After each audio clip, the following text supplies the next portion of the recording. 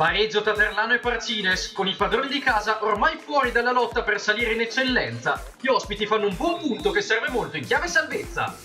Dopo 9 minuti gli ospiti sono già in vantaggio, Cuen controlla a seguire, calcia di controbalzo, il destro finisce all'incrocio, imparabile per il portiere, il Parcines è in vantaggio al minuto 9. Pronta reazione dei padroni di casa con Mata che mette questo pallone dentro interessante, poi la sponda del compagno, controlla Reshbamer che calcia la palla simile al lato del palo. I padroni di casa però sono in partita, Palese mette un pallone in avanti per il compagno, Nischler è provvidenziale in uscita e mura l'avversario, poi altra iniziativa dalla destra con il cross, Malfatti anticipato non arriva all'impatto col pallone. Continua la manovra del Terlano con altre due occasioni, prima l'attaccante anticipa il difensore ma all'altezza del dischetto non riesce a concludere verso la rete, poi iniziativa dalla destra, Vicentini raccoglie in area e conclude in diagonale, palla a lato di un nulla.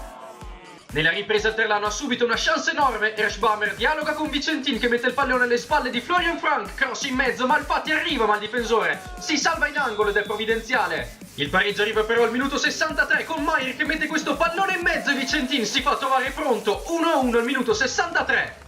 I locali spingono per cercare il gol del vantaggio, Malfatti conclude in diagonale, la palla passa e Vicentin non arriva all'appuntamento con la doppietta. A passare però in vantaggio sono però di nuovo gli ospiti, con questa conclusione da lontano di Georg Kaufmann che lascia immobile il portiere ed è 1-2 al 75esimo.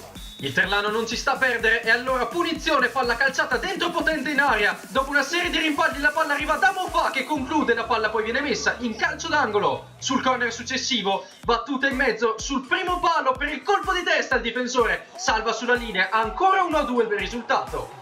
All'85esimo altra occasione in mischia per i padroni di casa, palla dentro, Castle prova a controllare e non calcia, Mofa conclude, la palla viene salvata dalla difesa, invece Palese calcia in controbalzo ma termina sul fondo.